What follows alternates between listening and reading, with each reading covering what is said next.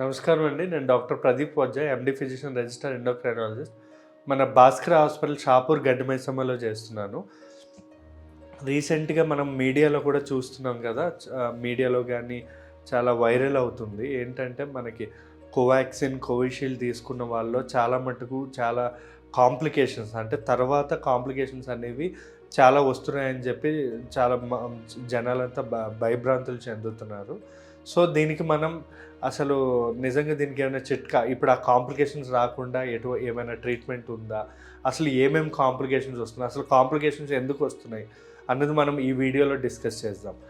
ఏంటంటే ఈ కోవిషీల్డ్, కోవాక్సిన్ వల్ల సైడ్ ఎఫెక్ట్స్ చాలా ఉంటాయి కూడా అని చెప్పి నేను 3 years బ్యాకే నేను చెప్పడం జరిగింది.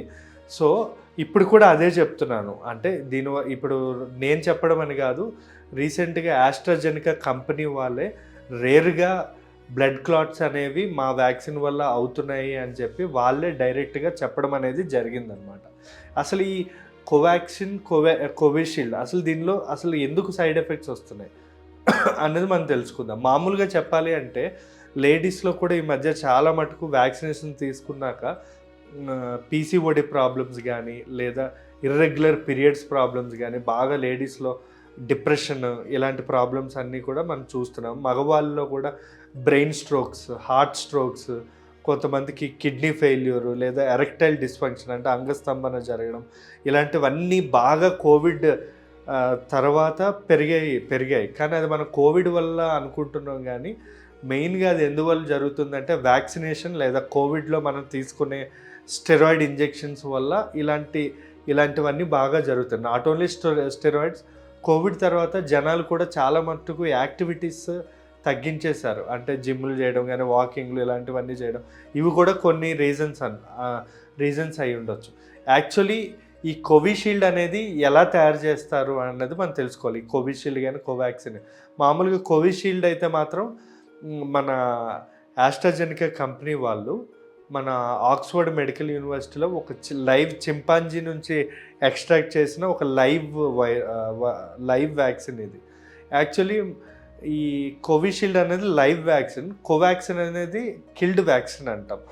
ఈ లైవ్ వ్యాక్సిన్, కిల్డ్ వ్యాక్సిన్ అంటే ఏంటో మీకు అర్థమయ్యే భాషలో చెప్తాను. యాక్చువల్లీ వ్యాక్సిన్ అనేది ఎలా తయారు చేస్తారు అంటే, ఇప్పుడు మన బాడీలో మనకి తెలియని వైరస్ ఏదైనా వస్తే మన బాడీ అనేది అలర్ట్గా ఉండదు. సో వ్యాక్సిన్, ఈ లైవ్ వ్యాక్సిన్ అంటే ఏంటంటే ఒక కోవిడ్ లాంటి వైరస్ని, అంటే ఏమి మన బాడీకి ఏ హార్ము చేయకుండా, అంటే ఫర్ ఎగ్జాంపుల్ కోవిడ్ లాంటి వైరస్ని చేతులు కాళ్ళు కట్టేసి మన బాడీలోకి వ్యాక్సినేషన్ రూపంలో ఇస్తామన్నమాట. దానివల్ల మన బాడీలో ఉండే యాంటీబాడీస్ ఏవైతే ఉంటాయో, అంటే వ్యాధి నిరోధక శక్తి ఏదైతే ఉంటుందో అది ఎలర్ట్ అవుతుంది అనమాట. అంటే ఏం చేస్తుంది, ఎలర్ట్ అయ్యి రెడీగా ఉంటుంది, అంటే ఫైట్ చేయడానికి రెడీగా ఉంటుంది. ఒకవేళ ఇన్ కేస్ ఇది ఎలాగో మనం ఇచ్చిన వ్యాక్సిన్ ఎలాగో ఎఫెక్ట్ ఉండదు మన బాడీకి, కానీ ఈ బయట నుంచి నిజంగానే కోవిడ్ అనే వైరస్ వచ్చిందనుకోండి, ఇది అలర్ట్గా ఉంటుంది కాబట్టి ఆ కోవిడ్ వైరస్ని చంపేస్తుంది అనమాట. ఇలా మన బాడీకి వ్యాధి నిరోధక శక్తి అనేది లైవ్ వ్యాక్సిన్ వల్ల పెరుగుతుంది. ఇది కోవాక్సిన్ అనేది ఎలా అంటే కిల్డ్ వ్యాక్సిన్. ఏంటంటే మన బాడీలోకి ఆ వైరస్ పంపిస్తారు, కానీ అది డెత్, అంటే ఆ వైరస్ అనేది మన బాడీకి ఏమీ చెయ్యదు. సో అలాంటి వైరస్ని మన బాడీకి పంపిస్తారనమాట. సో మనకు ఆ కిల్డ్ అది వెళ్ళడం వల్ల మన బ్లడ్లో మెమరీ సెల్స్ అని ఉంటాయి, అంటే గుర్తుపెట్టుకుంటాయి, ఓహో వైరస్ ఎలా ఉంటుందని గుర్తుపెట్టుకుంటాయి. నెక్స్ట్ టైం ఎప్పుడైనా కూడా ఈ కోవిడ్ వైరస్ ఏదైనా వచ్చిందనుకోండి, ఇమీడియట్గా అటాక్ చేస్తాయి. సో మెకానిజం వేరైనా మన మెయిన్ ఏంటంటే మన బాడీలో వ్యాధి నిరోధక శక్తి గుర్తుపెట్టుకుంటాయి అన్నమాట. వైరస్ ఎలా ఉంటుంది అని తెలిసి అవి మనకు గుర్తుపెట్టి యాక్టివ్గా ఉండి ఎప్పుడైనా వైరస్ వస్తే అటాక్ చేస్తుంది. కానీ దీనివల్ల ఈ వ్యాక్సినేషన్ వల్ల సైడ్ ఎఫెక్ట్ ఎందుకు వస్తుంది అంటే, మెయిన్గా చెప్పాలంటే ఇన్ఫ్లమేషన్. అంటే మన బాడీలో ఈ వ్యాక్సినేషన్ వల్ల బాడీలో రక్త కణాలు వాపు చెందుతున్నాయి.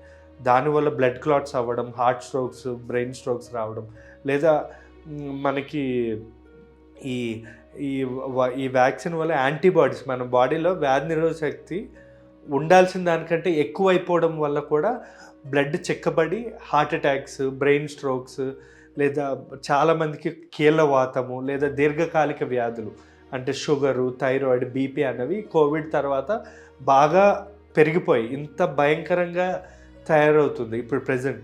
మనం this is the best time. ఇప్పుడు కూడా ఏమీ లేదు, నేను 3 years బ్యాకే చెప్పా, మళ్ళీ ఇప్పుడు కూడా చెప్తున్నా, మీ బాడీని ఫస్ట్ డీటాక్స్ చేయాలి.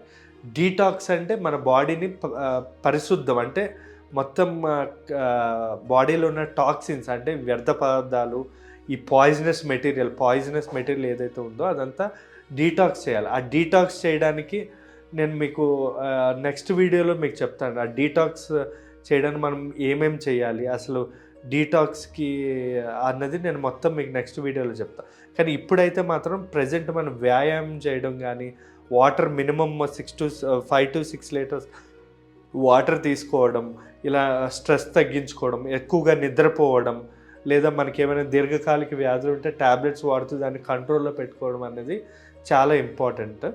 ఈ కోవాక్సిన్ కానీ ఈ కోవిషీల్డ్ అనే వ్యాక్సిన్ ఈవెన్ 3 years బ్యాక్ ఇది డెన్మార్క్ కానీ, నార్వే, స్వీడన్ ఈ 3 కంట్రీస్లో 3 years బ్యాకే దీన్ని కంప్లీట్గా బ్యాన్ చేశారు. నేను కూడా యాక్చువల్లీ వ్యాక్సినేషన్ అసలు తీసుకోలేదండి. నేను కాకపోతే కొన్ని సందర్భాల్లో నేను ఎక్కడికి మన దుబాయ్ వెళ్ళాల్సి వచ్చింది చిన్న ఒక కంపెనీ పని మీద.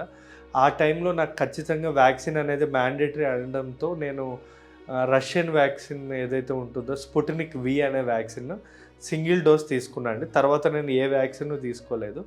కానీ మ్యాక్సిమం ఇండియాలో 90% పీపుల్ కోవాక్సిన్, కోవిషీల్డే తీసుకున్నారు. కాబట్టి నేను వాళ్ళు కొంచెం పేషెంట్స్ భయపడుతున్నప్పుడు నేను చెప్తున్నా, ఏం భయపడాల్సిన అవసరం ఏం లేదు. దానికి బెస్ట్ ట్రీట్మెంట్ మనం అందియచ్చు. అంటే మన బాడీలో నేను చెప్పిన ఈ డీటాక్స్ వాటర్ కానీ, డీటాక్స్ డైట్ కానీ చేస్తే కంప్లీట్గా నార్మల్ అయిపోతుంది అది.